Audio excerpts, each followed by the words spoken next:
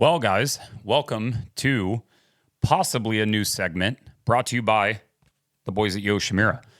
I have been wanting to actually do this for quite a while, where I have my initial thoughts from the race that I just watched in my head, and I want to be able to go over it in kind of a knee-jerk reaction style, and one that is maybe some that you guys maybe share, like when you guys have those knee-jerk reactions, stuff like that, and really go over who had a good day, who had a bad day. Now, this may go somewhere, this may not go anywhere. I have no idea, but all good things have to start somewhere. So this might be a thing, who knows? Anyways, let's get into it. Southwick just finished, and we had one of the roughest tracks I've ever seen. And we've had, I would say, one of the most dominating rides by two guys since Ricky Carmichael and James Stewart. I mean, I've been trying to think of who's dominated recently this much in two different classes, in the 450 and the 250 class. And those are the ones that jump out to mind. I'm sure there's other ones. You guys will pop them off in the comments. I don't remember it, but I remember this one standing out. And to me, is who had a really good day. It's pretty easy. Jorge Prado. I know what you were going to think. I was going to say Jet, and I was going to say Hayden.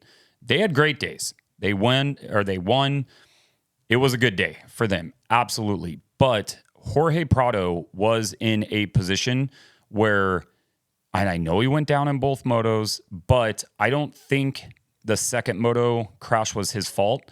I think the first one maybe was pushing a little bit, but the second moto, I don't think that was his doing whatsoever. So for him to be able to come back and perform at a track that a lot of people thought he should perform at, this is a good thing. That is a good day for Jorge Prado. Also, Jorge had the lit kit of the weekend.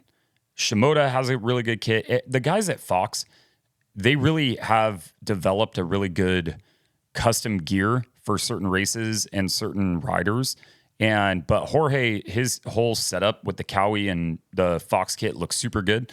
But for him to be able to perform at a track he was supposed to perform at, that is really the biggest key. Is this is more of the style of what MotoGPs are, is the track that Southwick is. So if he came out and had a race like he did before in the past few races, then, I mean, real panic button is being hit. But the biggest thing that I saw from Jorge is he was able to hold off for a good amount of time Eli Tomac. And he caught AP, passed AP. I mean, he was running with people this is where Jorge Prado should be at. Today's race is where Jorge, in my eyes, that's where he was supposed to stack up in this series. It hasn't happened really. He's had a few decent races, but for the most part, this is where he kind of stacks up. And I think he would have finished third overall if he didn't go down in the second moto and maybe finished third. Hunter Lawrence was on a hot one with Jet. And so those guys kind of checked out. But I'm pretty sure if Jorge stayed on the bike, he would have finished in third place. And that would have been his first podium, I believe, first podium in America, which to me is, he's a two-time MXGP champion, a world champion on the highest level. And I really was kind of rooting for him to do well, because I really do think that having guys from different countries come here to race that are champions in another series, I want them all racing each other. I want everybody racing the best of the best. And so for him to come over and do what he's done and the challenges that he's faced, I was rooting for him to succeed. And I know he may look at it when he gets back to the truck and say that it was kind of a disappointment.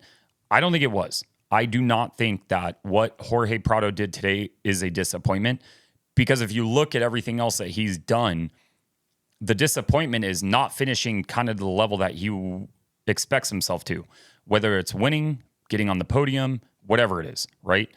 So it was a good thing for him. It was a good day for him. That is the gist of what this series is a good day. Also, honorable mention, RJ Hampshire. That dude, I want to say he finished in, I have it. Of course, I had the 250s up right now. RJ getting 6 overall. I mean, it's phenomenal for him. I expected it from Justin Cooper. I expected it from Tomac, Hunter, Jet, all these guys, but Jorge Prado, RJ Hampshire surprised me. And a lot of those guys had some good days today. Who had a bad day in the 450s? Jason Anderson had a bad day on his bike today. Dude came down with a stomach bug, was thrown up in his helmet, dry heaving, all that stuff. Couldn't finish either moto. That isn't his fault. It's not like he had a bad day because of what he did, but that dude did not have that good of a day. And I couldn't imagine. I hate laying in bed feeling like that. And for him to have to go out there in Southwick and race the track that he had to race on, that is absolutely insane to me, that he was even able to go out there. So kudos to him for doing that, but he did not have a good day. And I feel bad for him, but kind of is what it is at this point. So moving on to the 250s. Who had a good day in the 250s?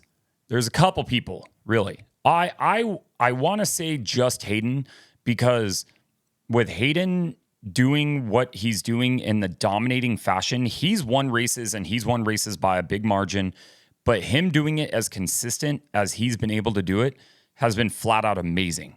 The guy has historically kind of ridden a little bit over the top of his head, and he's riding at the fastest level that I've seen him ride at, and it looks like he's completely in control.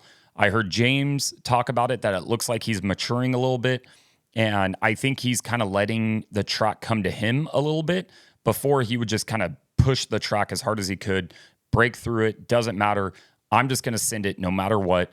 And he still rides to that style, but he's not doing it over his head to where it's going to create an issue.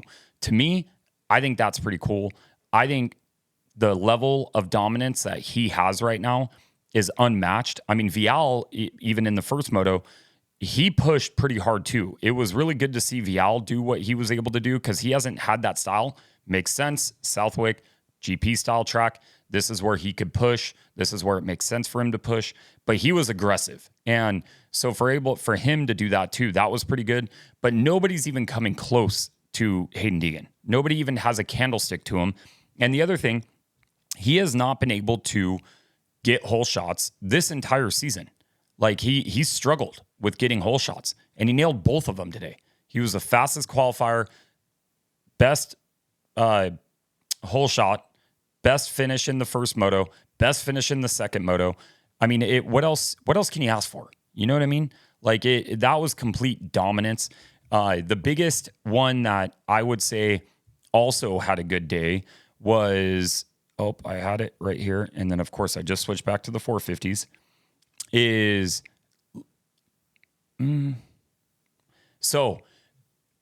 Another honorable mention for who had a good day is Mikkel Harrop. And I feel really bad for the Triumph guys, because it seems like every single time they kind of make like a step forward, they kind of like take 2 steps back. Kind of like when Jordan Smith went down, stuff like that. I mean, it seems like everything's going right, and then it goes away. But Hayden Egan had a good day. And then who had a bad day? Casey Cochran. I feel really bad for Casey Cochran. He separated his shoulder. The dude was flying all season long. To be able to see how he has been able to develop as a rider this season, it's pretty incredible. So to see him go down and not be able to compete the way that I'm sure he wants to compete, it's pretty sad. But he did not have the best day. So I don't know. You tell me, sound off in the comments, who had a good day in your eyes, who had a bad day in your eyes. Tell me if you like this segment. If you like this, we'll keep doing it. Thank you to the guys at Yoshimura for helping be part of my program. But, if there's anything that you guys like or don't like, let me know. I'm here. I want to know. I want to deliver what you guys maybe are interested in. So thank you guys for watching. If you're listening, thank you for listening. I appreciate it, guys. And red button next weekend.